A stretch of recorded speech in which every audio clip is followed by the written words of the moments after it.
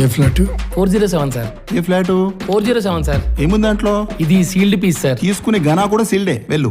రాజా రాజాధి రాజా మార్తాండ తేజ. మీకు తెలిసిన మంచి సంబంధాలు ఉంటే చెప్పండి, నా క్యాష్ ఫీలింగ్ కూడా లేదు.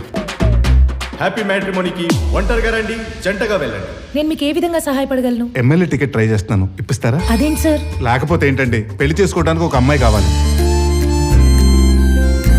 మీకు ఎలాంటి అమ్మాయి కావాలి సార్? జాబ్ చేసే అమ్మాయి అయితే బెటర్ అండి.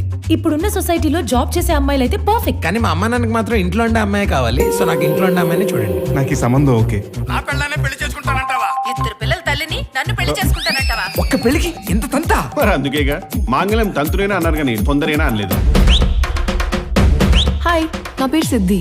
చెప్పండి. మనం కలుద్దామా?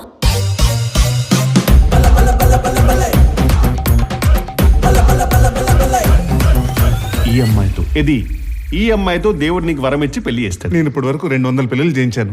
ఎందుకు, మీరు పంతులు గారా? హాయ్. 2 years బ్యాక్ మ్యారేజ్ అయింది, డైవర్స్ తీసుకుంది. డైవర్సా? Oh oh oh that's too fast. First time బావగారు ఒకరిని రిజెక్ట్ చేశారట.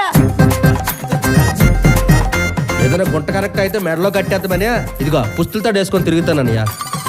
ఏడంట్రో ఇంత కరువులో ఉన్నాడు. ఓ పక్కన 49 సంబంధాలు చూసినా పెళ్ళి అవ్వక 50 సంబంధం సెట్ అవుతుందా లేదా నేను టెన్షన్ పెడుతుంటే పిల్లలని నిద్రస్తున్నావేట్రా?